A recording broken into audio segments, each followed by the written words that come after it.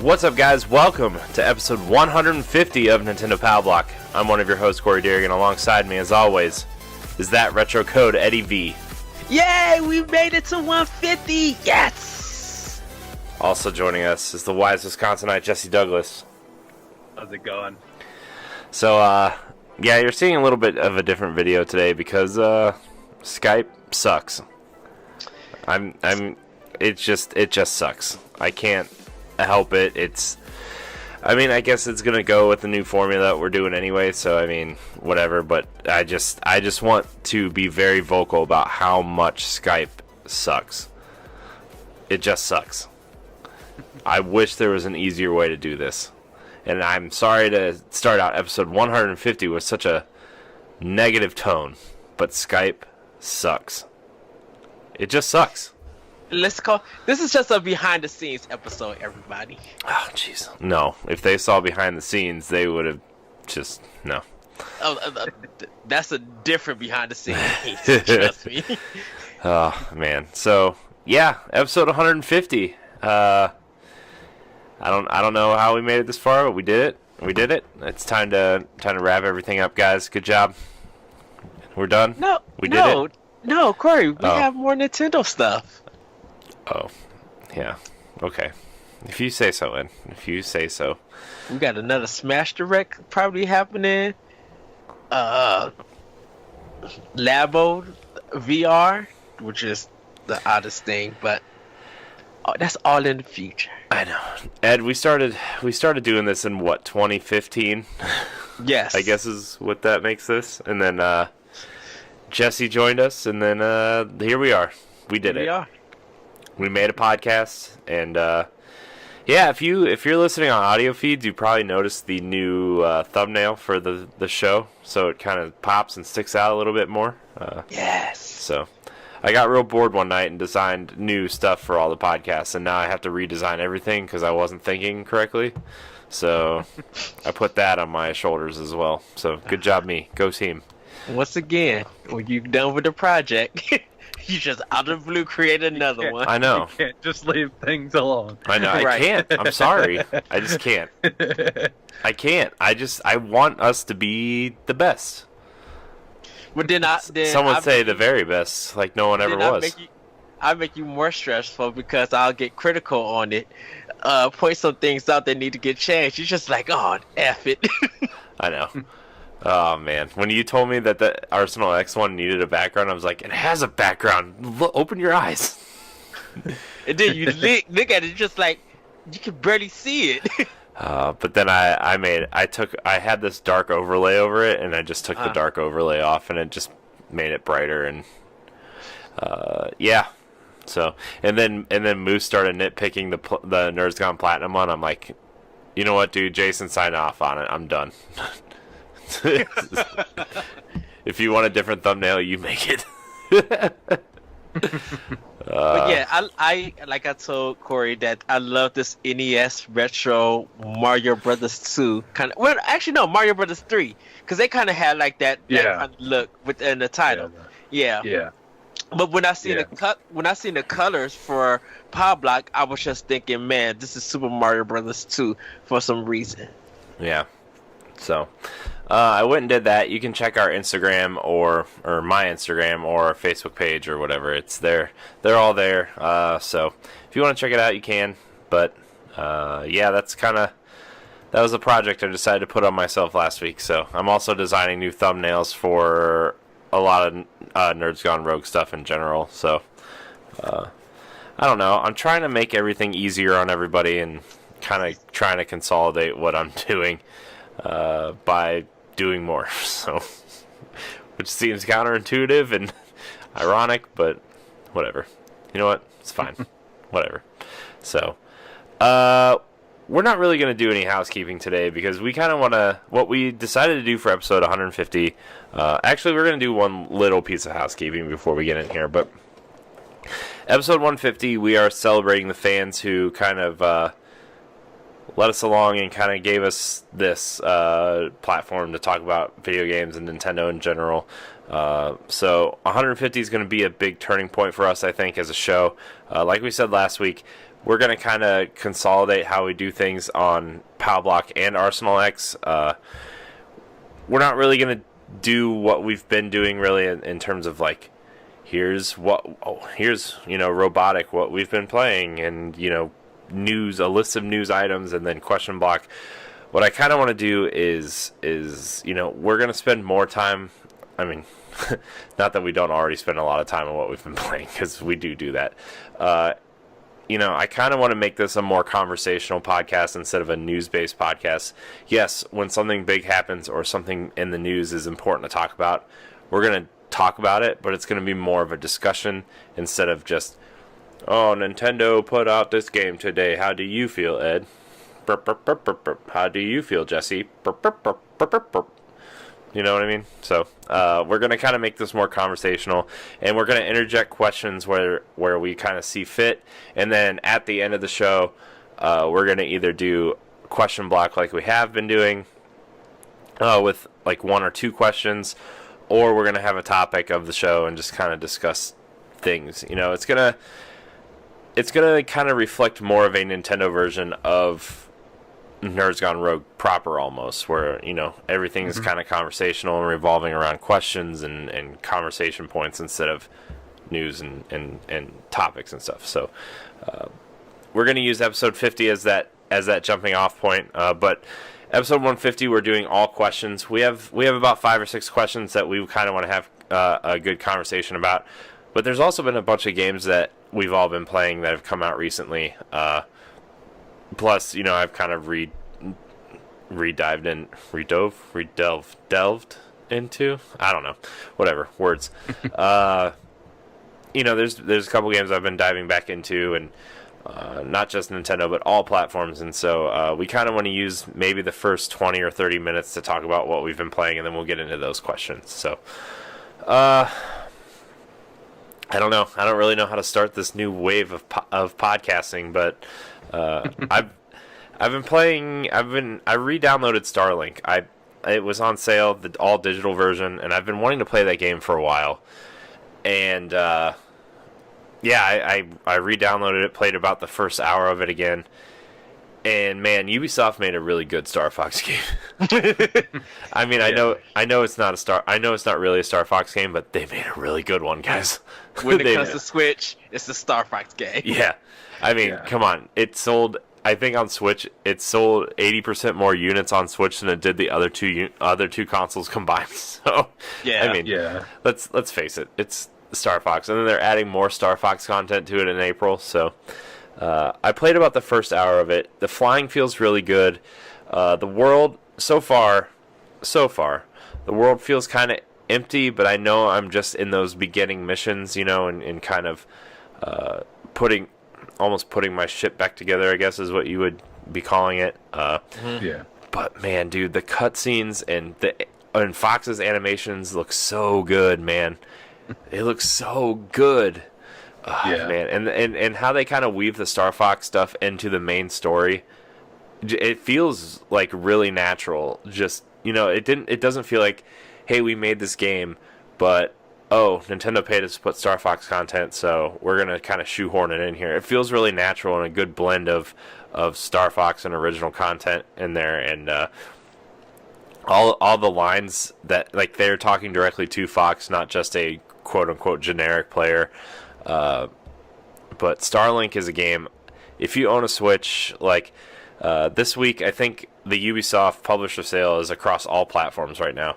But the Switch version of Starlink is, I think it's $25 for the regular edition, and then $40 for the all digital. Like you get all the ships, all the weapons, all that kind of stuff, all the pilots for $40 instead of $80. So Nice. I really highly recommend it. And plus, they added a co-op mode, so you can play 2 players on the same screen. With either just the Joy-Cons or 2 Pro controllers or whatever. So, it's $29.99 for the digital edition of Starlink, so it's 50% off. Okay. Right. I know the all digital version is $40 because I bought it, but yeah, man, when they add the other Star Fox pilots in, it's gonna be cool co-op Star Fox game, and that's going to be cool. And I think they're adding spaceship races and a lot of other things. And one thing that I kind of noticed in this game is that a lot of this technology seems like what they're going to be using in Beyond Good and Evil 2, like flying your ship and leaving one planet to go to another, that kind of thing. Like it kind of feels like that technology is going to be transferable to Beyond Good and Evil 2. So I'm actually kind of hopeful that game might actually make its way to Switch. Starlink is a really, really cool game that I really highly recommend to everybody. So I've enjoyed what I've played of it. I haven't gotten into it very much, just because, like, I don't know, lately it's like I'll pick up stuff like little games to play on my Switch, but like for the most part lately it's like I haven't really been diving into the Switch much unless like I'm doing stuff with my kids or whatever. Yeah, I think it's just lately I've just been kind of trying to just spend more time doing it. If I'm going to do stuff like that, I'm trying to do it with my kids and instead of just going off and doing it. You know, and basketball, like my son's basketball league is done, so like when I would bring him to basketball, I would bring my Switch with, and then I would just play that while he's doing practice and stuff. So like now that that's done, I don't really have that I'm bringing it to or anything either. So I just haven't really been using it that much lately. But yeah, did a little bit, but yeah. I mean, I've been playing a little bit of Switch or a lot of Switch lately because baby, just kind of sits there, and you don't want to be like distracted by a big screen. So but I've been playing Starlink. I've been playing Tetris 99 a whole lot. I haven't been doing as well, but it's because I'm trying to figure out this is the first time I've actually looked up strategies for Tetris. I'm looking up how to like take people out and the best ways to do combos and earn badges so I can take more people out, that kind of thing. And I've been doing better at taking people out. I got badges for taking people out.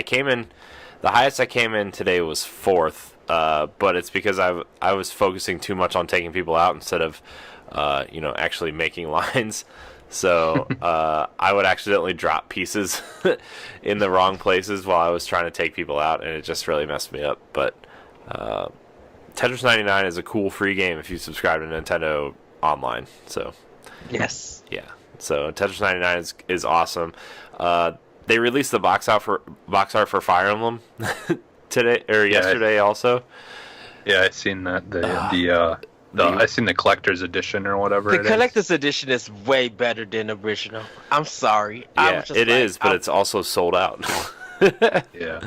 It is? Yeah, here? Yeah. It's been sold out here for like a week and a half. Oh, I didn't It's sold out. It's sold out the first day.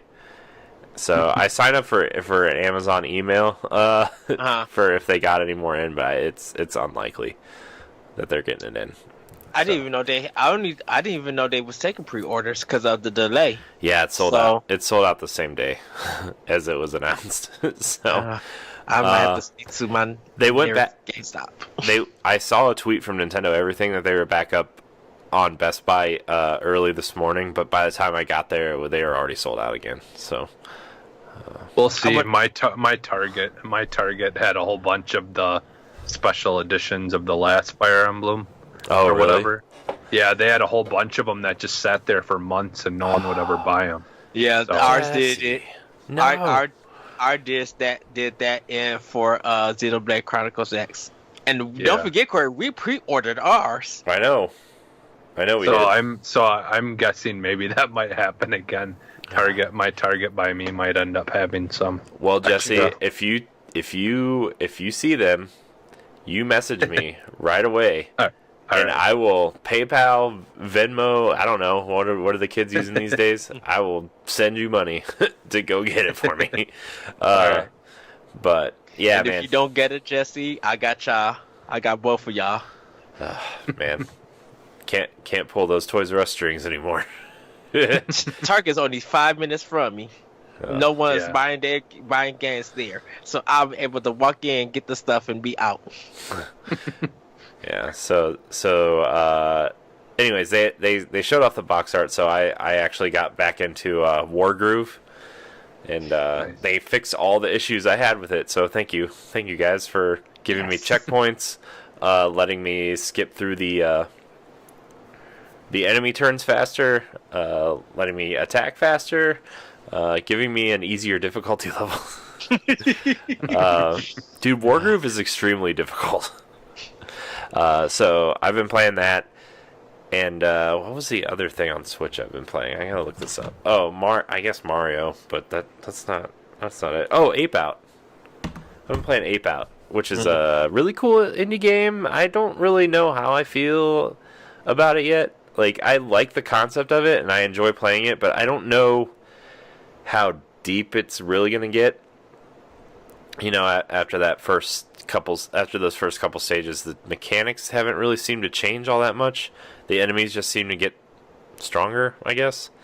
But basically what it is like this really stylized Hotline Miami thing. Oh, Jesse's gone. Oh, well, there he is. Hey, Yeah, Jesse. it just like kicked me out. Oh no! Oh, But now at least it's actually letting me do what I wanted to do earlier. oh. Well, maybe Skype fixed itself. Well, now if you're watching the video version, Ed's up top now. So, where was I? Oh, Ape Out. It's this really artistic take on a gorilla escaping in a tall building where you just kind of like fight these guards. Basically, I think the story is you're like a gorilla that's been experimented on a lot, and you break out of your cage and you're trying to escape the building. I guess it's only like a 2-hour game if you beat it, but I guess the last 2 or 3 worlds are like really difficult. So, okay. Which I actually thought the first 3 levels were difficult. So, that's me because I'm terrible at games. But Ape Out's really cool. I highly suggest you check out the trailer at least. If you're interested, it's kind of like a remember that game Mr. Shifty that came out like May or June of launch year.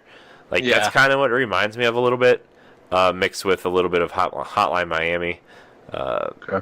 with just like this really kind of almost like papercraft art style. Not in the sense of like papercraft is something like Tearaway or Paper Mario or something. Just like the shape.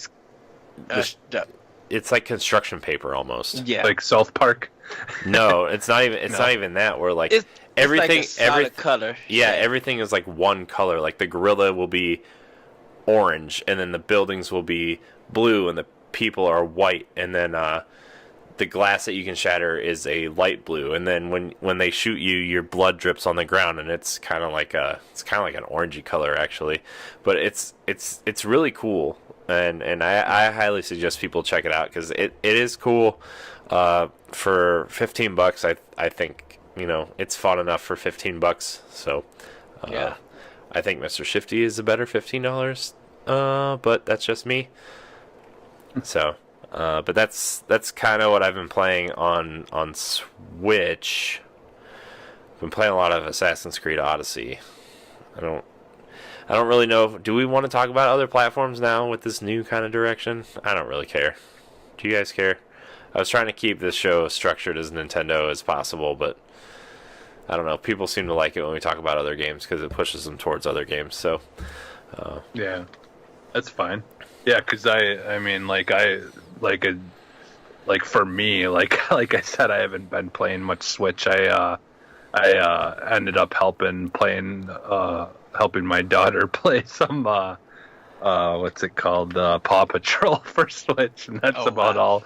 That's about all I've played on Switch so far. Well, I mean, I did play some Super Mario U, so I've been enjoying that. But that game's good. Yeah, I just need to play some more stuff on my Switch. But honestly, lately I just haven't been, like this week I haven't played much of anything. I've just been listening to a lot of Prodigy. Oh yeah. With the head singer dying and stuff over the weekend. Last weekend, Is that the guy with like the green hair I've been seeing people post pictures about? Oh, okay. Yeah, Keith Flint. As as the resident music guy, the resident music guy. That reference got by me somehow. I don't really understand how. I've never for some reason I never heard of the band, so I never heard of that's a Prodigy. I don't know if they were like something big on MTV or if they were just like kind of underground.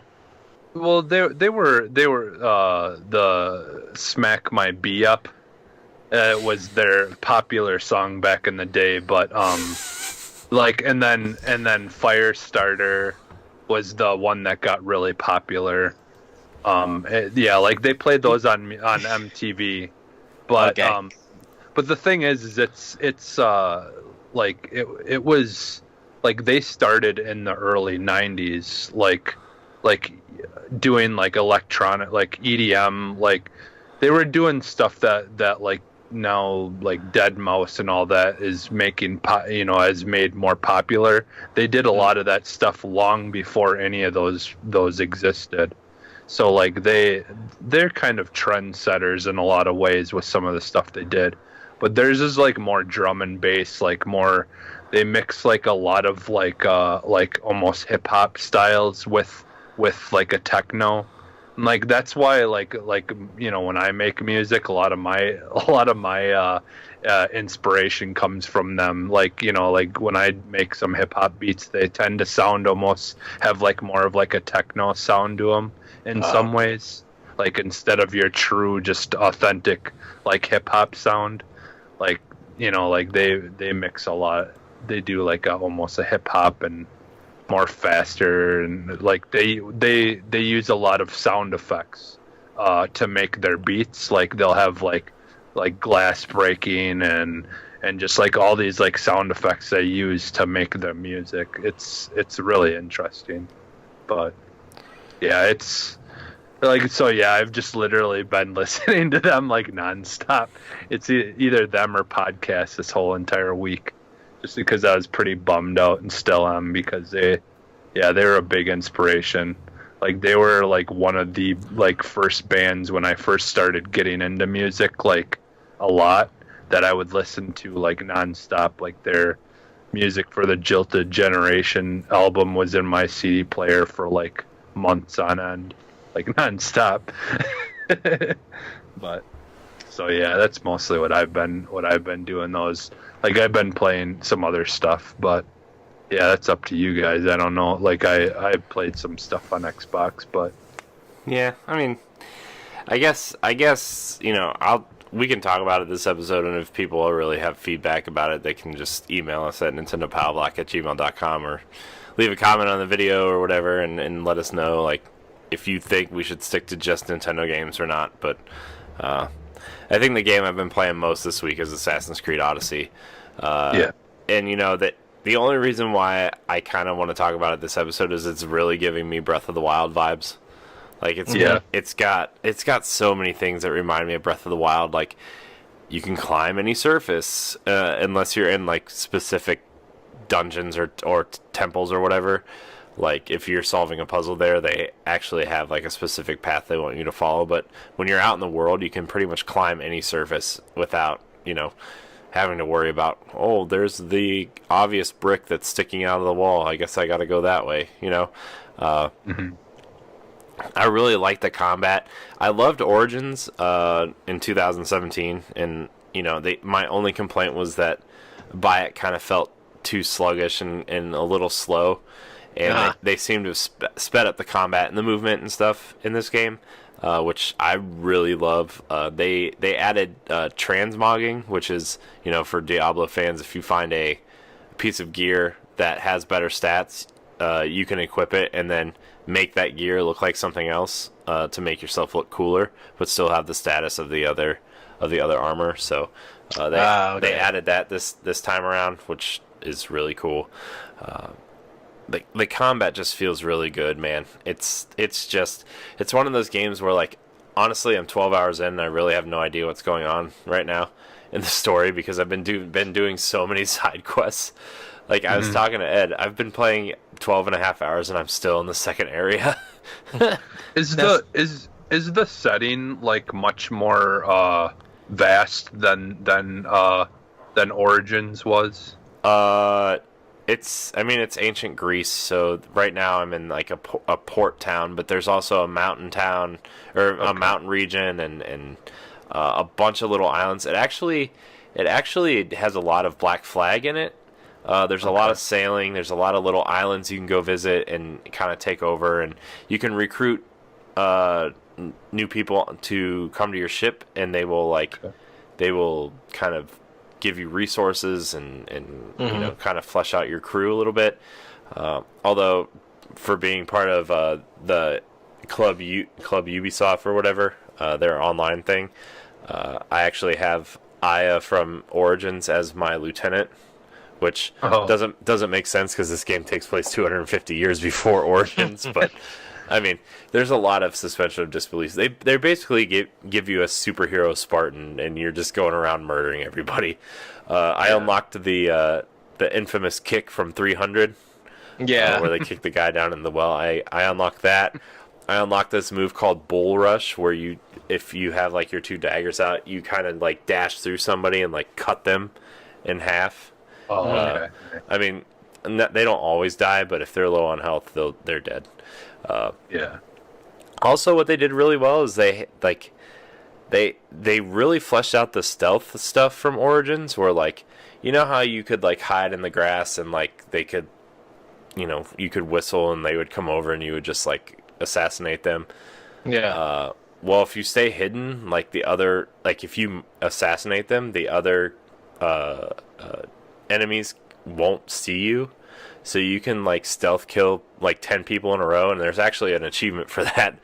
If you kill 10 people in a row without being seen or being hit or whatever, you get an achievement. And I was like, yeah, that was cool. So I really like it. If you have an Xbox or a PlayStation, or I guess PC too, who's playing PC games? Come on. I really recommend this game, and I actually I wasn't gonna get the season pass because I know this game's really long anyway. But it was super cheap this weekend, and I could not pass it up. It's there's a 3-chapter arc called The Legacy of the Hidden Blade, which is kind of the origins of the wrist thing, which the whole story in Odyssey, I should say, revolves around King Leonidas, the guy from 300, Gerard Butler's character from 300, for those who don't know. His spear, and I think the legacy of the first blade is actually they make the first blade out of his spear. So I'm not 100% sure. Don't take that as a spoiler or anything, but the way the story's going right now, that's where I think it's headed. So and then there's another 3-part arc coming out this fall revolving around Atlantis. And then you also get Assassin's Creed 3 Remastered and Liberation for free in the season pass. Nice. So, and they redid all the combat and the climbing and everything to make it feel more like Origins and Odyssey. I don't know how that first 6 hours is going to go because that was like the worst part of the game.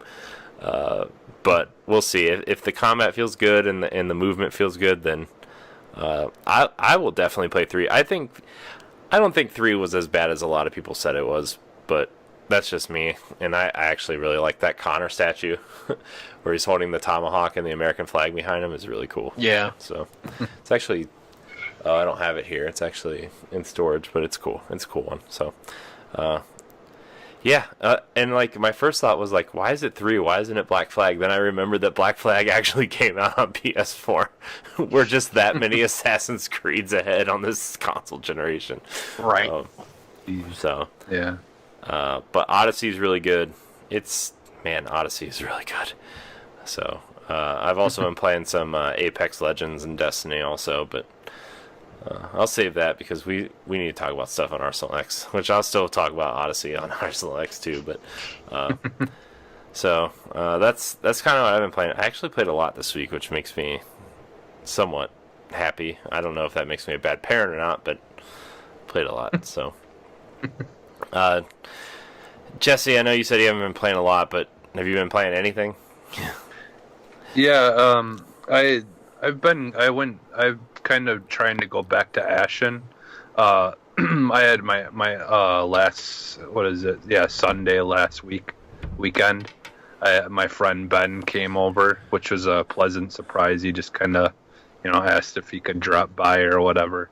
And so we hung out for a little bit, and I was just we were kind of talking and just kind of bringing up some of the games that are like on Game Pass and stuff like that, because he doesn't have an Xbox, but he does have a gaming PC. So I wanted to show him some stuff that he would be, possibly be interested in getting on PC. So I pulled up I played a little of the Year Zero or whatever. Mutant Year Zero. Mutant Year Zero. And showed him a little bit of that and played that a little bit. And then, I've been trying, though, to go back to Ashen, which, like you mentioning with Assassin's Creed and, it being, kind of giving you... Breath of the Wild. Yeah, Breath of the Wild vibes.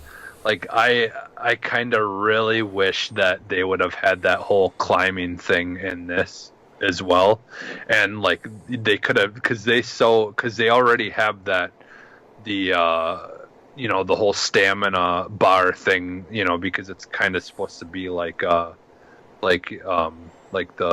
Dark Souls games and stuff. Yeah. So they already have that system in place of the stamina bar. They could have did the whole thing like Breath of the Wild did, where they have you could climb, any wall, but it would use up your stamina. And they totally could have tried to do something like that with it, and I think it would have been a nice touch if they would have added that. But it's still a really good game. It's still, even though it doesn't have that, it still is a really good game once you get used to the controls, because the controls are a little different than what I'm used to, with games like that. You got to push the right joystick in to lock onto a character before you can start attacking them and stuff like that. So there's certain things about it that are a little different, but I do love that game, and anytime I go back into it, I end up just wanting to play it for hours. Even I didn't have the time to do it, but I did sit down and play for a little while today. And I think that that and I recorded the Metro Exodus. Metro Exodus, Arsenal X plays, and so I've been kind of playing that a little bit here and there as well. I haven't gotten too much further than what I recorded, but I'm really liking that game. It's the graphics and how everything looks is really amazing, but I feel the shooting and all that stuff and all the mechanics work pretty well. At times, the only thing that I don't like about it is I don't like that they don't really have any kind of thing on your screen that's telling you where something is or which direction you need to go to do whatever it is for the mission that you're on. That's kind of a downfall, because you can kind of find yourself trying to figure out what you're supposed to be doing. To continue the what you're supposed to be doing in that area. That's kind of a bummer, but it's at the same time it's not awful. It's not a game breaking thing, but it just would be kind of better if they had that.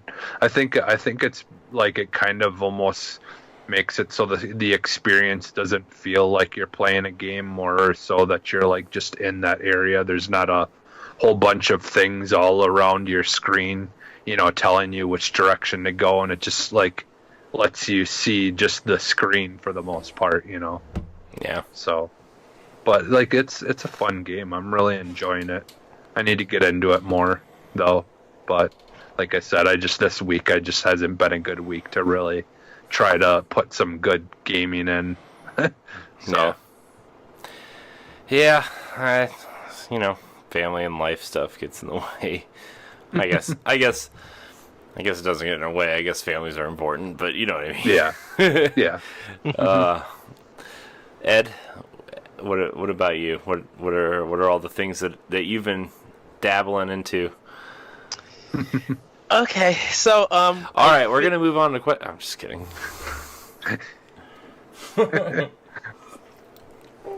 I'm just kidding, Ed. You can continue. So I finished Anthem, and which is weird because the other two hosts right here.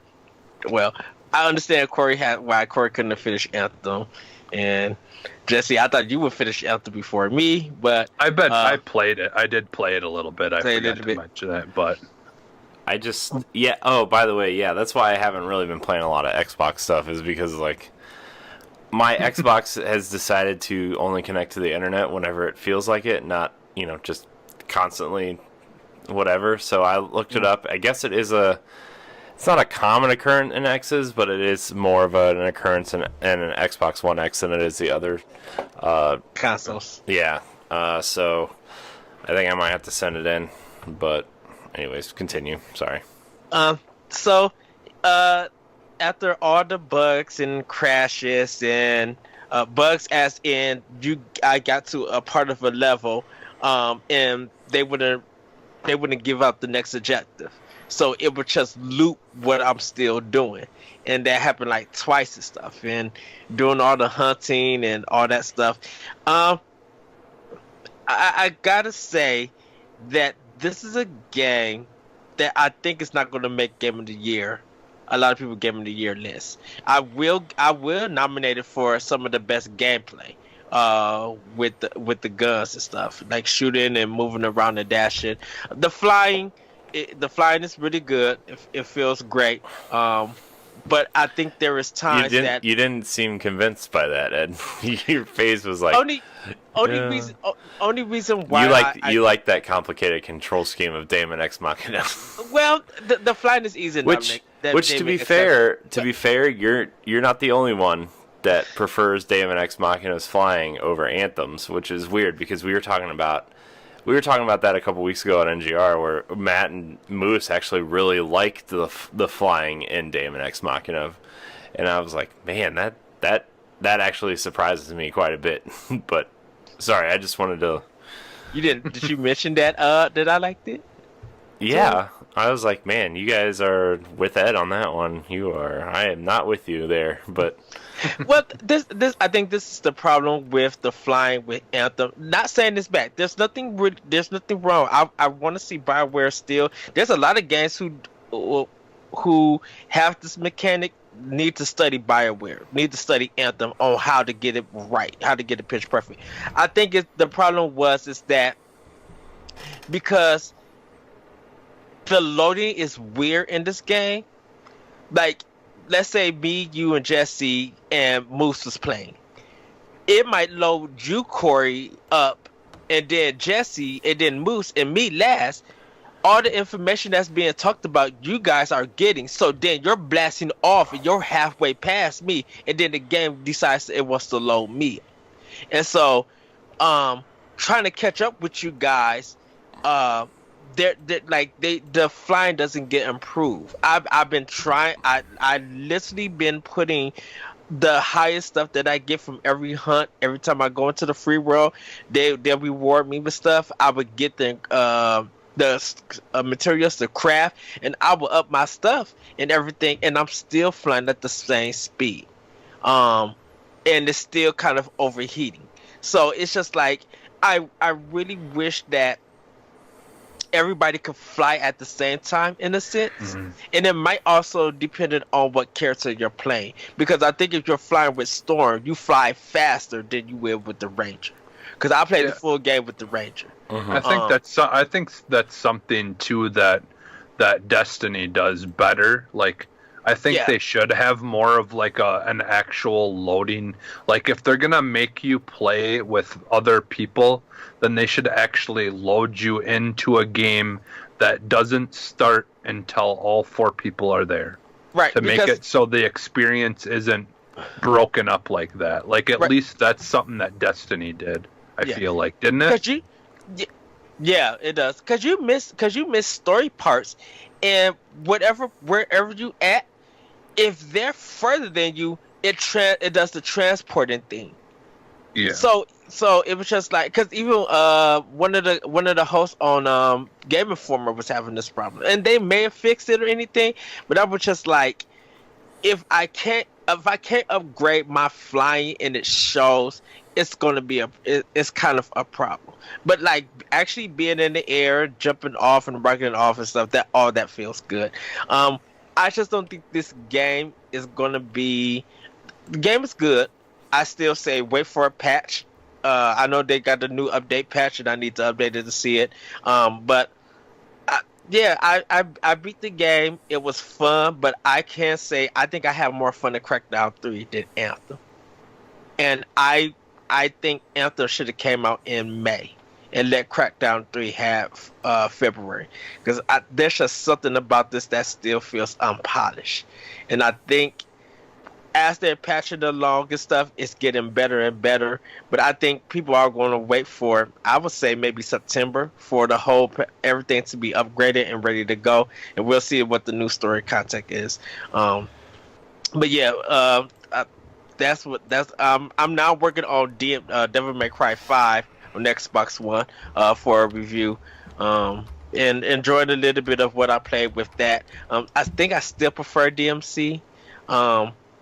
For some reason, I think the combat in DMC is better, and this game still needs a turbo mode. It just does not feel fast to me for some unknown reason. But that's what I'm doing for Xbox, PlayStation. 4, I brought Prey. I brought Tomb Raider Definitive Edition, the first one, so I'm playing through that.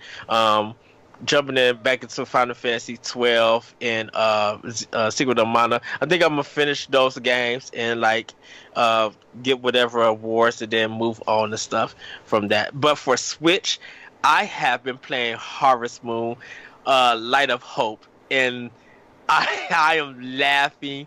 If you guys are on our Nintendo Pow Block fan page, you guys will see the captions that I've made. These characters and their artwork and the way that they look, I'm like, oh wow. The main character, the way that she runs feels like it's Sting Greenlight Gay, and it's so funny. But I was telling Corey that this is hyping me up for Animal Crossing. And I'm looking for, because I'm actually planning and stuff, and I still got to play more Stardew Valley on Xbox One, but I think this game, Harvest Moon, is just better than Stardew Valley for some unknown reason. But I'm definitely enjoying this game. Also picked up Ape Out, so I'm going to start playing more of that, trying to learn it. I am going to jump back into War Groove. Played a little bit of Ikaruga, about to jump back into Xenoblade Chronicles 2 and Final Fantasy 9. Really can't wait to get back to Final Fantasy 9. I really want to get through that whole game just straight. I was planning on starting Final Fantasy 9, but I started playing Assassin's Creed again, and I'm hooked. I'll get there eventually. I don't know, man. It's just man, that game. Yeah, I even actually bought Assassin's Creed Odyssey also on PS4. It's like $20. I got the standard edition, so can't wait to play that. I was seeing some stuff on Xbox One that I'm looking forward to. Some of the Neo Geo stuff that I need to get ready to grab. Picked up Transistor on Switch. I've never played it. I didn't play it on PlayStation 4. Or PlayStation 3 when it originally came out. Because I played Bastion, but I didn't, which I need to finish. But I never played Transistor, so I'm excited to actually play this game. Play a little bit. The thing about Transistor is it's not as good as Bastion, but not in the way you think it wouldn't be as good. It's just it's. To me, it's like Knights of the Republic 2 syndrome, where it's got really cool combat and it's got really cool systems in play, but the game's not long enough to have you fully take advantage of everything that it has to offer, you know? And so that's, I mean, Transistor is a fantastic game. I think everybody should play it, but like just that the fact that it's not long enough to take advantage of all the systems that you can play with and that kind of thing, like that to me kind of hurts the game. And that sucks because I think that game deserves a lot of praise because it's really good. So yeah, I picked up Dirrig. I'm at odds with that game, and me and Jason are probably going to talk about that one day. But I'm very out of this game, and I think it's because of the wall jumping. I'm not liking it at all, and I'm just like, this is giving me Strider for NES vibes, and I hate Strider on NES. I took one look at Daggerhood, and I was like, pass. I mean, not that it's just like those types of games just aren't for me. You know what I mean? Like they just It's not that it looked like a bad game or anything. I could just tell. It's like it's the same thing as like what was a recent game that came out? The Messenger. No, because I actually really liked what I played of the Messenger. I just haven't. Yeah. I just, last year was just a big non-gaming year for me. But man, I wish I could remember what it was. I still gotta finish the Messenger. But it's like all the games that look really cool, but then they're like it's a roguelike. I can't. There's certain games that I know just aren't for me. The only exception to that rule would be Dead Cells, right? Where Dead Cells is just awesome. It just felt good enough to play and everything, but like I can't do roguelikes. That's the one thing, and like and don't get me wrong, I don't hate Daggerhood because I need to play more. I think it's just that wall jumping mechanic that infuriates me, or that just make me like, this is some questionable content when it comes to that. I will say that for $4 and some change, it was a good buy for me. Played a little bit of Solomon's Key that was on NES. Why are you playing Solomon's Key? I heard people say what that game was about, and I played it, and I was just like, I'm not going to touch this at all. Thank you for the offer. I'm not going to play this. This game feels terrible, just all around terrible, and I'm just like, no. I had to cleanse my palate and play more Super Mario Brothers 2, of course. Look, I would play Legend of Zelda: Link 2 over Solomon's Key. That's big. That's major. I did pick up Modern Warfare for PSN. That was free, and I also got the Hitman episodes for the first season, Jesse. So I think all 5 of them were free for last month. I think the title of this episode is going to be Ed's shopping list. So, dude, check on Nintendo Pow Block on what I put with the character. You would see a good photo from Harvest Moon. I'm gonna just say that. But yeah, that's pretty much what I've been playing. Getting ready for the Division 2 this week, and then it's pretty much a Switch galore. I think the next game for any other system is going to be Days Gone, but everything else is pretty much Switch for the for the rest of the year, I should say spring or summer. I mean, if I gotta get my Xbox fixed, I have to wait on the Division, because like I'm not gonna spend my money on it if I have to wait, if I can't play it right away, that doesn't make sense. Yeah, and Sekiro is what I'm doing this month also at the end, but after Sekiro, it's literally Yoshi's Crafted World and then whatever else is coming out. I think because Final Fantasy 7 is this week. Yeah, nobody cares about Final Fantasy 7. I'm going to take a sandwich away from you. I don't care. And give you a salad. Worth it. I'll throw some grilled chicken in it. and then put blue cheese on it. Oh no, gross. Yes, blue Gross. cheese. No. Yes. No, get out of here with that. Get out of here. Yeah, I mean, Smother and cover it. the only thing that, like, the only other game I think, I mean, Days Gone looks cool, but it's not like something I'm super looking forward to. The only other game besides Switch games this year, I think, that I'm like super excited for is Gears 5, and Yeah. you know, the way we've kind of been playing Gears 4, it kind of makes me question that a little bit because Yeah. man, Gears 4 I feels hope it's better. Gears 4 feels really ancient. You know, I mean, I loved playing Gears 4, but like after playing The Division and some other third-person shooters, like more recent third-person shooters, it's just like, man, Gears feels really slow and unintuitive and just, you know what I mean? It's just, I like Gears. Don't get me wrong, I love Gears. It has a different groove. I know it does, but like, you play, like, I think The Division is like the most direct comparison right now to Gears in terms of gameplay, not in terms of like mechanics or RPG, whatever, just in terms of cover-based shooting. Man, The Division feels so much better. I think one of my issues that I'm having with Gears is I wish that they would improve the shooting mechanics, or like make it where like all the weapons feel useful instead of just two, and then stop with all the like action, like button type stuff. Like I don't like you know, like the chainsaw battles and all that were cool.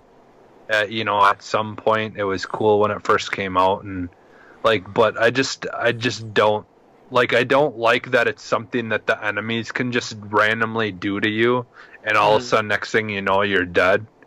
It's fine if they would have made it your melee attack, but it's just dumb when you're like in a corner shooting at someone and all of a sudden one of the other guys comes out behind you, like hits you, and then next thing you know you're getting cut in half, and it's like, what the hell, you know? And I know we're about to get into the next section. I think Gears needs an Insomniac kind of design with their guns. You know, Insomniac guns, if you look at Resistance 1 to 3, I always go back to Resistance and even Ratchet & Clank. Their guns are creative and innovative, and sometimes what you don't think is worth it, if you stay with it and let it evolve. Well, it's not that their weapons are innovative. They just, the new ones that they added for Gears 4 just don't work. Like, they tried, like, don't get me wrong, they tried with like the saw blade gun and the driller, which, you know, digs underground and pops up and blows up, and then you have that laser kind of explosive thing where, like, you know, the laser tracker thing. Like, they're all cool weapons. They just don't work well when the game is that slow, or, you know, that. And also, like, the game also feels ancient in terms of like pacing, where, like, you know, we would go through and okay, we're going down this hallway. Oh, these walls are chest high. This is obviously going to be an arena cover-based battle, you know? Yeah. Oh, these guys are up there. Oh, there's a sniper rifle over there. I guess we have to snipe these guys, right? And, like, it's just very kind of, I don't want to say, it's just very archaically designed, and I get that this was the Coalition's first crack at, you know, a new game, and I really give them credit for it, but, like, you look at something like what 343 did with Halo 4, and it's just like, coming off of Bungie's design, like, Halo 4 was an amazing game from a new team taking over a franchise with parts, like, don't get me wrong, a lot of 343 was split from Bungie, but the Coalition is a lot of that old Gears team too, with Rod Ferguson being the executive producer. Like, like, Gears has been his baby since Gears 1, right, with Cliff. So, like, I mean, it feels like Gears. It looks like Gears. It feels like Gears. It needs to feel less like Gears in 2019. Is all I'm saying. And I think for some people, if they welcome to Arsenal X, everybody. The Coalition, because we're about to get into these questions. I know. If the Coalition sticks to what they know about Gears and stuff, I think that's where Anthem beats them, because Anthem open arena stuff, because there's no really cover based stuff. It's so fast moving, flying around and shooting in different directions and stuff that you just make your own strategies up on the spot. And I mean, even your one strategy is just hide behind something, pop up and shoot. And I mean, even stuff like Fortnite and PUBG feel better in terms of movement and shooting and stuff now than Gears. And like, I know like the button layout for PUBG is not exactly great, but the basic, hiding and shooting feels better than something like Gears. And and maybe we'll talk about this more in Arsenal X. I'll wrap it up here, but I hope they take some notes from other games that have come out since then, like The Division or Fortnite or something, just in terms of how fluid and how simple the characters move around and stuff. And you don't need the roadie run to run fast. You don't need, you know what I mean? Like, that stuff just feels archaic. I just hope they kind of do some things with it. But all right, to be continued. Yeah, because I got something more to say about this and so if you want to hear, we'll talk about it on conversation. We're having on RCX. Yeah, so we're gonna get into the main meat of this episode. Question block. Remember, you can email us at nintendopowblock@gmail.com to have your questions read, or comment below the current episode, or tweet at us at Nintendo_P-Block. However you send us a question, we will try to answer it. We have 5 questions here, which is good. I was afraid we weren't going to have enough for this episode, but we clearly made our own content out of this. Thank you to all the fans who sent stuff in. Thank you, guys. Yeah, and I was kind of late getting out the tweet and the Facebook messages and stuff for questions and everything, so I apologize for that. But for those of you who have maybe not written in but have listened for a while, and when you type in Nintendo Podcasts on iTunes, we're at the bottom of that list, but we're there sometimes. So I want to thank everybody for downloading the show every week and putting up with our dumb whatever and that kind of stuff. So yes. Thanks everybody for making Nintendo Pow Block something that was a segment on a different channel and a different network into something that a podcast that I think we're all kind of proud to do every week. So we're going to get into these questions here, though. Deshaun Malone, a longtime fan, writes in, what are your 5 most anticipated games of 2019? Do you expect more games for 2019 to be announced in the coming directs? So, I think we answered this question so many times. I know, but it's an important question. Okay. And I would feel bad if we didn't answer Deshaun's question, because he literally writes into all the shows every week. Yes. We love you, Deshaun. Also, what is this thing on Twitter with Deshaun? Every time he talks to me or Matt or Moose, he does one of these things because he thinks it's what white people do. But then when he talks to Ed, he goes like this. I'm like, man. Because you guys don't represent Black power. I know. I'm the blackest person Ed. Yeah. I'm just kidding. I might give that actually to Matt. I'm just kidding. Why? Because he likes Wu-Tang? I'm just kidding. I think so. To be honest with you. I think Matthew Q more here. So, I mean, most anticipated games this year. I think mine are easy, but I mean, my most anticipated game this year is Fire Emblem. Obviously, Fire Emblem's going to be amazing. I'm trying not to play as many strategy games, so like that strategy game hunger is there when that game comes out. But like Wargroove is too good and Valkyria Chronicles is too good to stop playing. I know. I can't stop playing those games. So well, okay. So I'm going to actually go from what you guys already know with the newest direct. Definitely Super Mario Maker 2. Astro Chain is what I'm looking for. The new Square Enix game, Oni Kanawa. I'm definitely looking for it. I mentioned earlier, Animal Crossing, because playing Harvest Moon just hooked me on that. And definitely Pokemon Sword and Shield. I'm definitely looking forward to that game coming out. You forgot your most anticipated game, Ed. Well, I said because of the new Nintendo Direct. Everybody know Damon X Machina and Luigi's Mansion and all of that other stuff. We all know that. But just those games coming that we know of, and not like Corey said, not to Fire Emblem stuff, but I said that like with Damon X Machina and stuff like that. So, but those are the games that I'm definitely am looking forward to as my most anticipated games.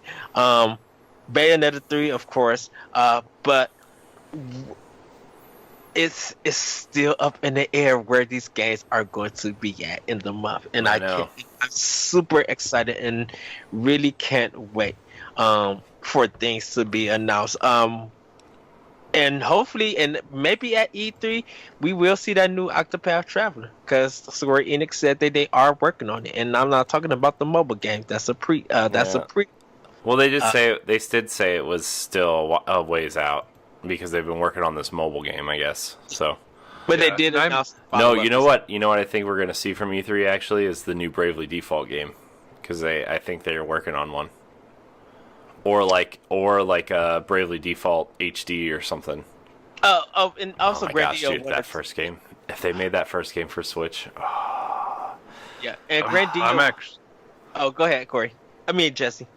I was just gonna say, and I'm kind of actually excited to see the I know I joked about it a little bit, but the VR Labo. I'm kind of interested in seeing what that's gonna be. I told you that was coming last year when they announced Labo. I'm like, okay, I know they don't want to do VR, but what do you bet that a Google Cardboard style VR unit for Switch would be perfect, because they don't have to spend a lot of money on it, and they have the removable Joy-Cons with the motion controls, and they have the screen that can just slide into a cardboard thing that you slap on your face.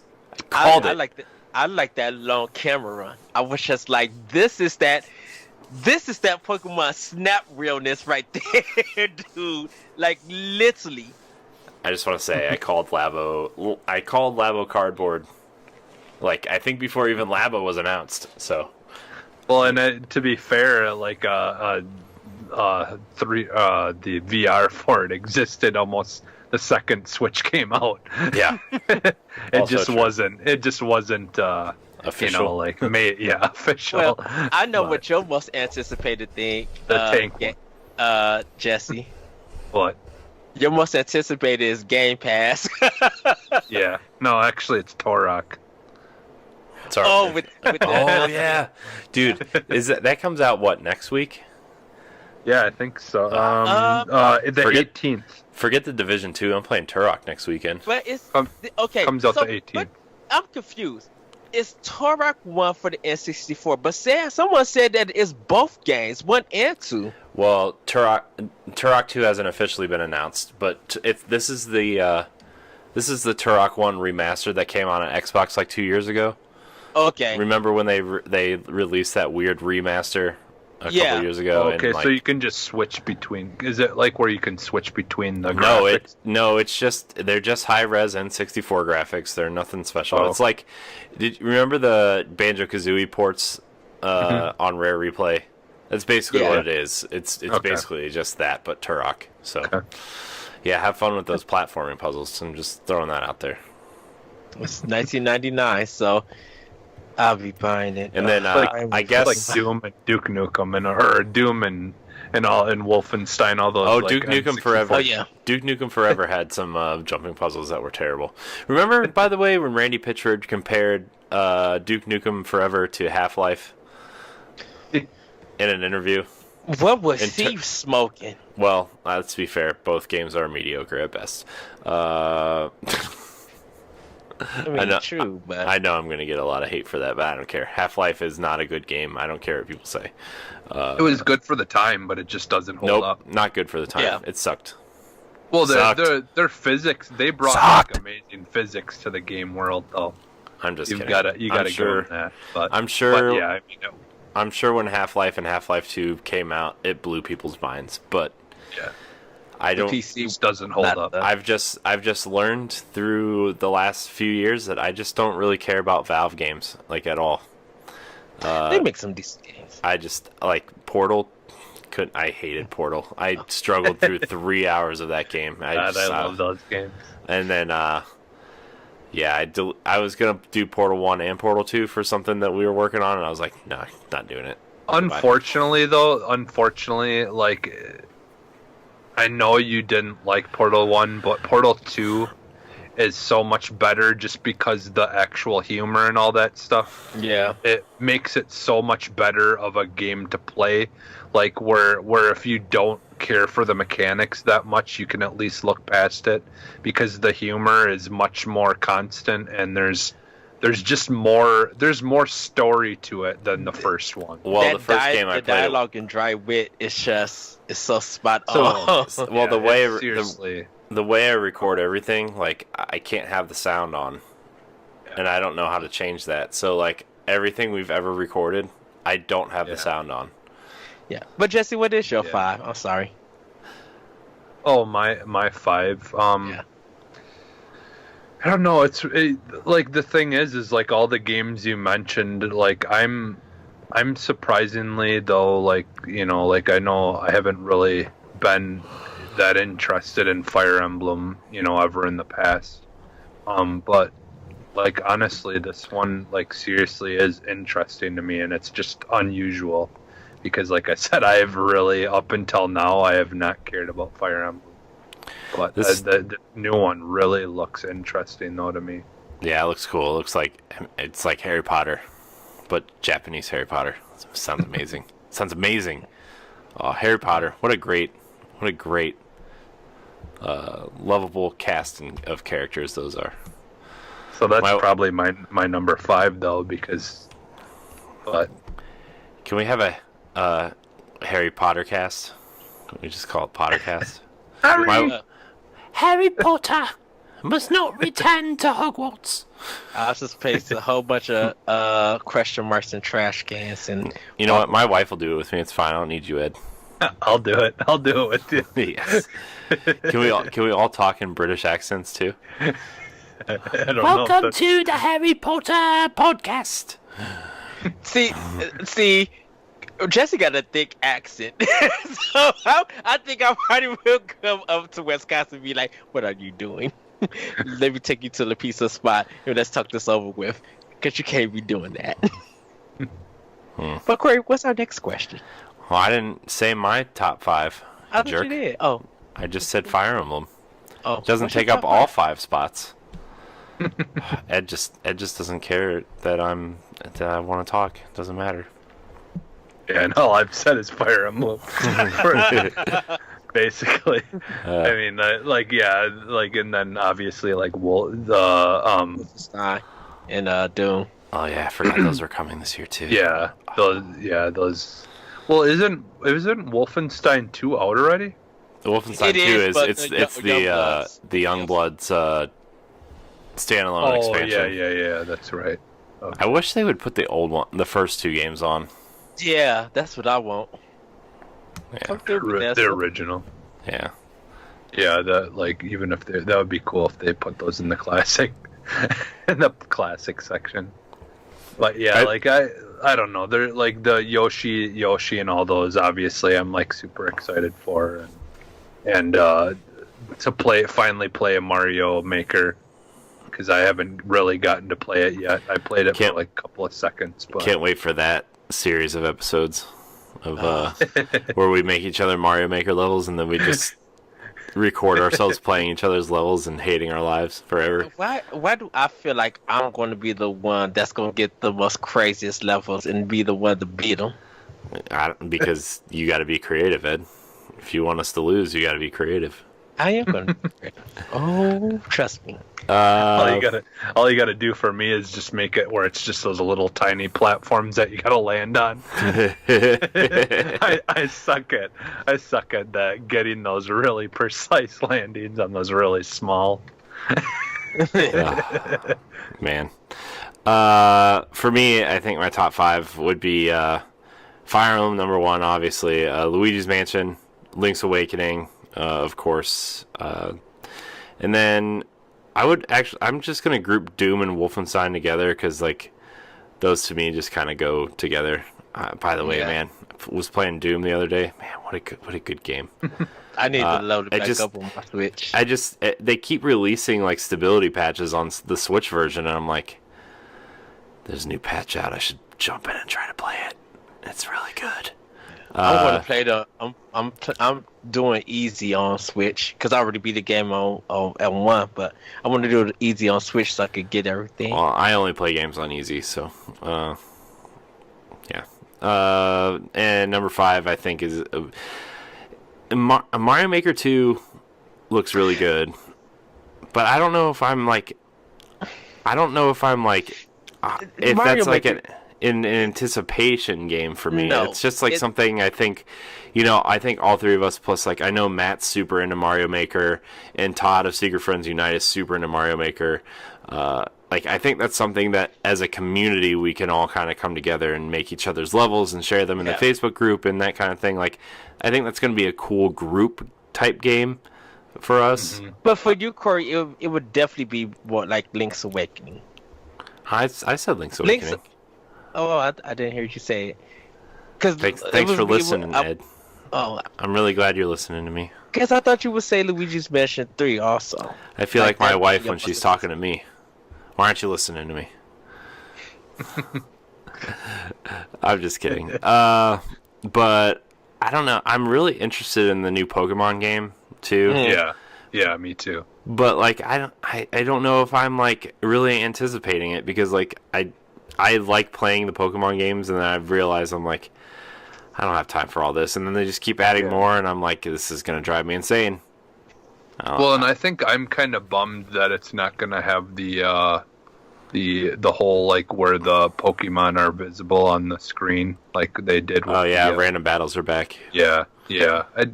I've never been a fan of random battles ever. Yeah. Yeah, that kind of sucks that they introduced that mechanic and Let's Go, and then they're just taking it away. Especially because, like, if you're looking for that certain one, you just have to, like, hope that when the screen blinks away, you are fighting that one. So, I don't know, man. There's a lot of cool Switch games coming out this year. I'm really excited. I know I'm really actually anticipating Final Fantasy 12. I know it's out on pretty much everything else already, but I am really anticipating that game. I love that game to death. It was like the last kind of major game I think I played on PS2, and I haven't played it since. So we'll see. But I'm actually kind of holding out hope that Square will finally put Kingdom Hearts on Switch. Like the collection. I don't really necessarily need 3, but the collection at least. I'll probably get Unraveled 2 on Switch too. I think that's a game that I've been wanting to get, but then more recently when we found out that it would be coming to Switch, I kind of want to get that. Yeah.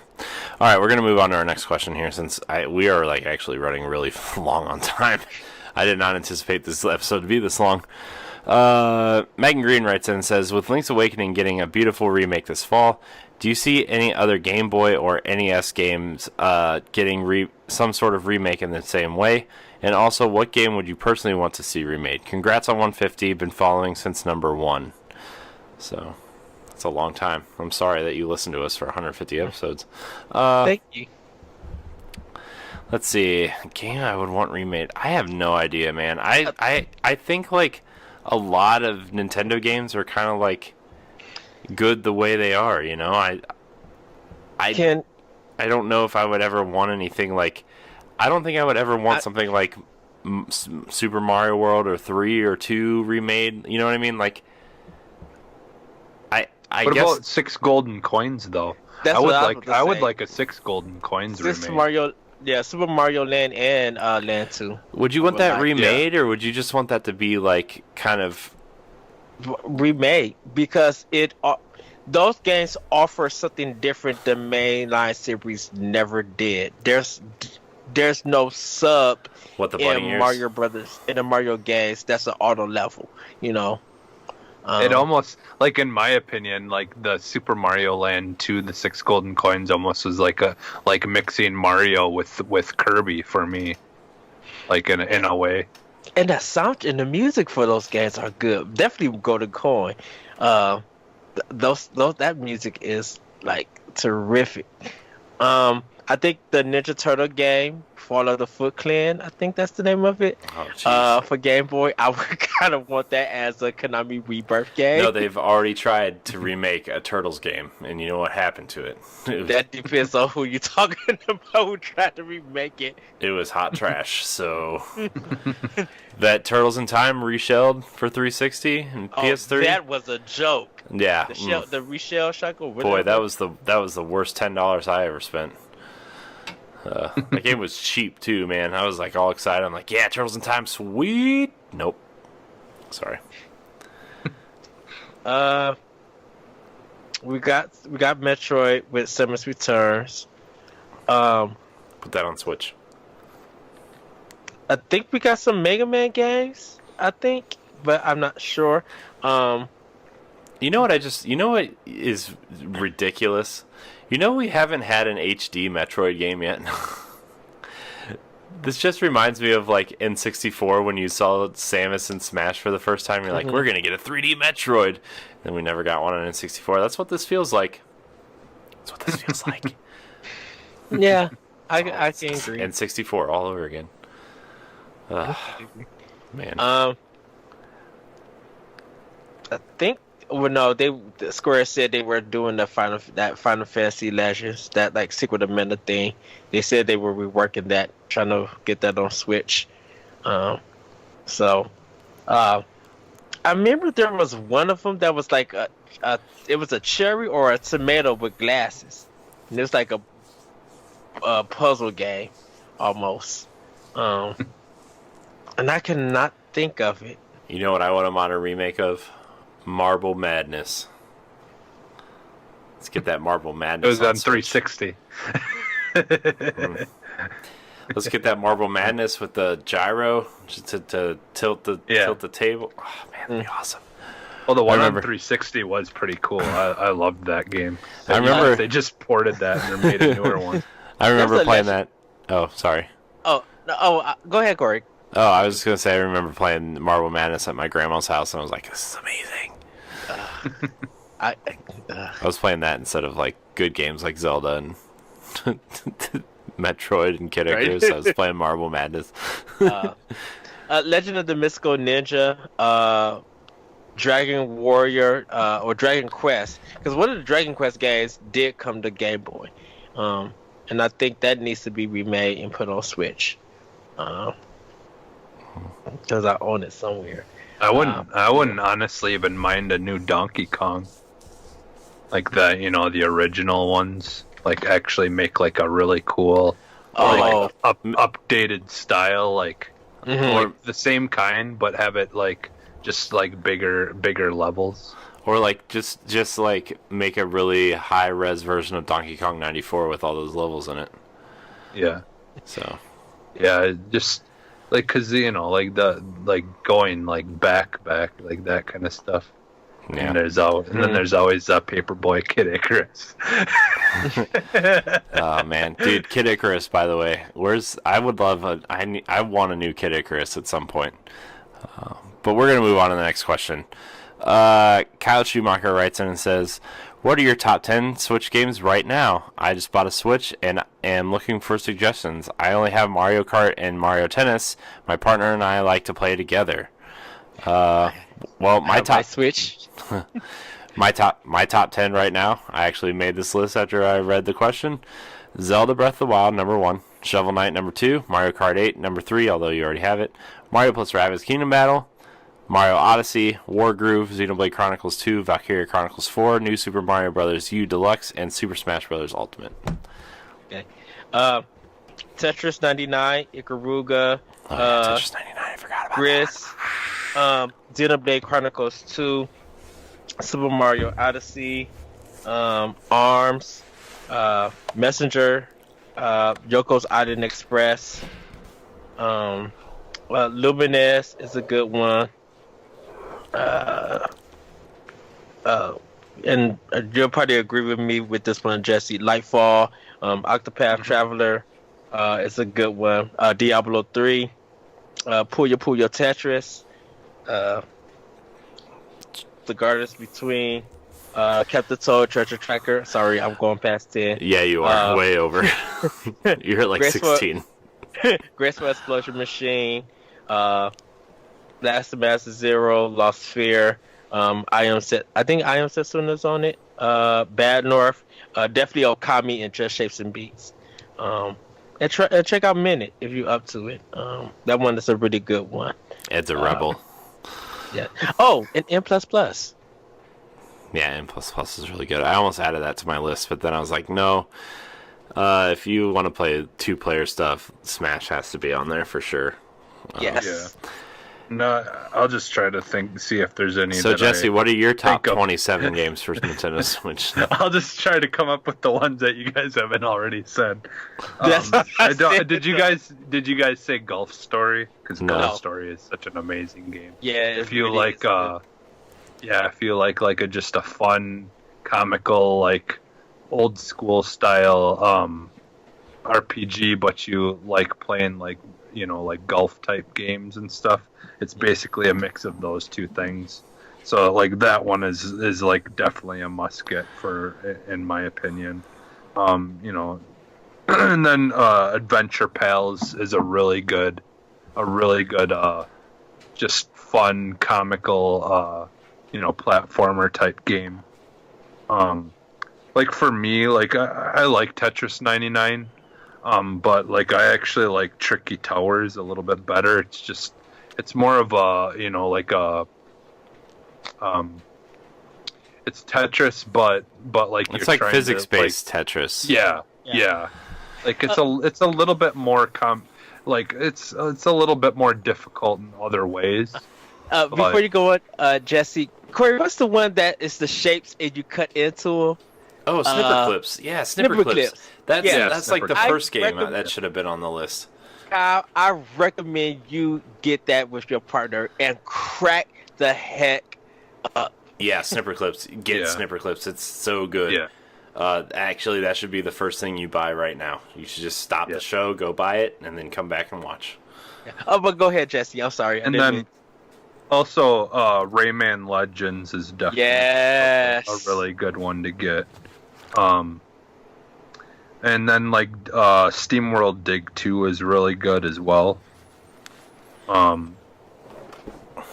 Actually, like, and if like I just played this because my son wanted to rent it, but the Gear Club Unlimited was actually not a bad racing game.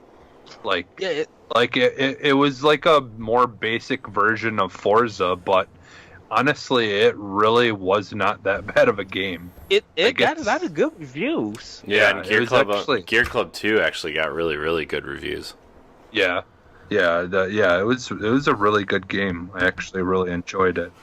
I'm actually really enjoying Velocity 2X. Yeah. That game is really, it really makes you like think, and you've got to use like all different like sensors all at the same time, and it can get kind of frustrating at times, but it like it's like I don't know, it's really cool. Like it challenges you in ways that most games don't. Like you really got to be paying attention to every little thing on the screen, and you're having to hold and release buttons at certain times, and like it's definitely like I don't think Corey would enjoy it as much. I think it would be more like the way he felt with Portal. I just don't think, like, it's kind of similar in that way where you're having to move and push a button at just the right time, and then quick move somewhere else and have to push a button to make your way through things, because you can kind of move at a slower pace in this game, but it's trying to get you to speed run the levels, because it tells you your time of how fast you finished it at the end, and then you get, I think, stars or something depending on how quickly you've done it and things like that. So it's definitely for people who are into speed running type stuff. But those would be my games that I would suggest. And Kyle, I'll advise you check out not Pod and Play, Nindie Showcase that me and Corey do. Season 1 and Season 2 is available, and if those indie games interest you, check them out. I think you'll enjoy some with your partner and everything. Yeah. But yes, Slippery Clips do get that. Yeah. So, all right, we're gonna go on to this next question here. Quentin Vaughn asks, if you had to change one thing about the Switch, what would it be and why? For me, it would be that the Pro Controller's D-pad would be bigger and add a headphone jack so I could listen to it without unplugging the Switch from the dock. Yeah, I don't really have a lot of complaints about the Switch, but that Pro Controller with no headphone jack in the bottom of it is one kind of major complaint. So, I think I would change the battery life. I think it needs to be a little bit longer. Because you really want to, when you really want a game on the go, and you're not in a place where you could put a phone jack, put an AC adapter in or anything, it kind of ruins your flow, and you might be at a good spot but can't save. So I think I would change the battery. Just try to reach an 8 to 10 hour mark with the battery. Even if it costs the system a little bit extra, I'll pay extra to have that more battery life. Yeah. True. Yeah, I think for me it's mostly I think it would be more maybe having like allowing Bluetooth and stuff as well, but like for me, if I like something that they could easily change for me would be just like let's be able to like change our backgrounds and all those things already. Like honestly, I feel like it shouldn't have taken that to still be this long, and we still can't even have a background or do any kind of personalization as far as that kind of stuff goes yet. Something either like that or maybe changing up the store maybe a little bit, but I think just for me, it's easy things that they could have changed a long time ago. Yeah, I would love a different color background or custom made. It would be cool to have like Splatoon or or just even let me put my snapshots of games that I take as a background. I think that would be cool. And give us more reasons to want to use the snapshot feature. Yeah. All right, we're gonna get to this last question here, and then we're gonna get out of here to record another podcast. So, Greg Schnabel writes in and says, since we all know Switch is already working on the successor to the Switch, what would you like to see from them next? I don't really want a successor. I want a new and improved Switch. I want the Switch to be what they work on forever. Or at least like a version of the Switch where it's a handheld console hybrid, because I think it's working. I think they've struck gold here with something, and a lot of people love Nintendo handhelds and it seems like the general public is always like a wait and see on the consoles, but their handhelds sell tons and tons and tons of units, and I think the Switch is just doing everything right now, and man, it would be really hard for me to see them go back to a set-top box. Mm-hmm. Well, I think that's the thing is when they switched from the Wii to the Wii U, some people kind of got disappointed because they felt like it was just like an updated version of the Wii. The Wii was just an updated version of the GameCube. It felt like too. Yeah. So I think because the Switch is working on so many different levels, that it's doing the things that people have wanted for a long time, they'd be able to get away with just basically the only thing they would have to change is, as time goes by, make a more powerful handheld, that can play more powerful, games or bigger games or whatever. The only other thing that I could think of that they could make better is obviously the the cards and stuff, and they're already kind of in the process of making bigger cards that can fit, but bigger games on it already. Yeah, so because I think this year the 64 gig card's supposed to be out this year. Yeah, I mean, the only thing is like those bigger cards cost the developers more money, and that's why you see games like Wolfenstein and Doom have download patches to them instead of the whole game being on the cart, because it's. But what's dumb though is they still a lot of games still cost more to buy it physical for Switch than either buying it on digitally or whatever, and they say that it's because of the card, and it's well, but then if it's the Resident that Evil much stuff more we talked about last week. If it's that much more to I don't know, it doesn't seem, I don't know, it's weird, it's just Switch weird tax. that they can't it's just weird that they can't figure out that. I don't know. Yeah, it's weird to me, because at this point, micro SDs and all that stuff, you can get a 60 gig one for $70 or $7 or whatever. You can get it for super cheap, and it's I feel to be putting that kind of memory on it, it's that's still kind of at this point in time, it feels like it's not that not a lot compared to micro SDs, when you can do almost a terabyte or whatever at this point. Yeah. I think for their next system, I think they're still going to try to find innovative ways to allow people to play. So I think they might include the Xbox adapter. But I think I would love to see Nintendo get into 2K. It don't have to be 4K. I think 2K would be good enough for them to be able to bring out a nice quality of What is 2K? games. It's 2K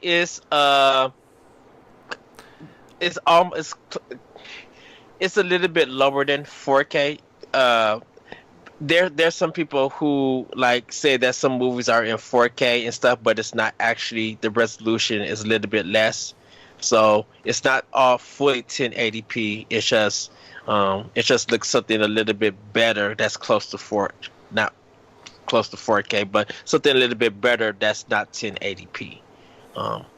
So it's kind of a mild jump in a way, because there's just some old horror movies that's been remastered, and they say that's in 4K, but it's not actually 4K. So with a 2K, it's just it's close. It's really looking good, but it's not too fully crisp, where they're putting all those assets into 4K and spending a lot of money for it.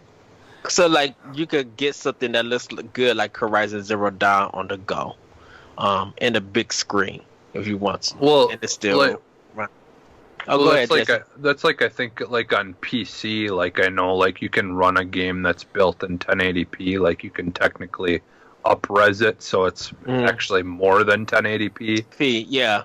But it's... That's when you get that weird checkerboarding stuff, though. Yeah. When you're up-resing stuff. But I mean, they could do it. They could do it yeah. They could try to figure out a way that they can actually do it native. Yeah. But, Plus, Nintendo assets are usually pretty scalable because they're simple. It's not like you're scaling a realistic looking face or anything. You're scaling Mario's hat. Yeah. And I think they still could get a custom made chip for it. So I mean, it'll still be something like a Switch, but I think it would just be something more. It'd be something more that you could do. So if, let's say, you go to McDonald's or something, you want a game, maybe you connect to them and a McDonald's menu comes up, and so you can order food off your Switch, and bam, you order your food, pay with your card, which is another thing I would actually touch. You know how your credit card is, if you touch it or something on the it's like the chip thing. You could touch it and they'll pay for it. I think that would be something that Nintendo could look in for their next console. That so you don't have to always put in your number. It's just you touch it, it recognizes it, bam, you could go. Or you get an eShop card, you touch it, and bam, it goes. Yeah. So it'd just be more of like the key, like letting you know that you bought it technically. Yeah. Almost similar to what Xbox does with their discs, where you're only putting the disc in mostly just for the key to let it know that you own the game, but you're still technically kind of downloading it. Yeah, in a sense. Yeah, and I mean that could work because the technology is there now where they could put phone style hard drive into it that stores like hundreds of gigs of memory without really using up any more space than what they already have. I mean, or just putting SD cards in, allowing people to put SD cards in and stuff like that. It's not really, they could basically go the phone route of doing it.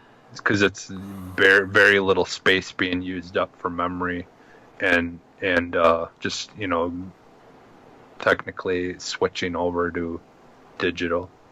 I mean, it wouldn't, you still technically could buy it physically, but. All right, well, I think that's gonna do it for episode 150. I want to thank everybody so much for watching and sticking with us for 150 episodes. Like I said, next week's episode is going to start our new format. Could be a long show, could be a short show. Just depends on what's happening. More conversational show, more talking about what we're playing and some things that are going on, but not in a structured format. So yeah, it might take us a episode or two to get into a groove of a format, but I think it'll be better in the long run. And like we said in our state of segments the last couple weeks, we kind of explained it there, but I think Pow Block and Arsenal X are going to be better shows for that, just having better conversation. So I want to thank everybody so much for watching. Remember, you can follow us on Twitter and Instagram at Nintendo_P-Block. You can email us your questions at nintendopowblock@gmail.com, and you can follow us on you can join our Facebook group, I should say, at facebook.com/group/Nintendo Pow Block, and you can find all of our content on ngrradio.com.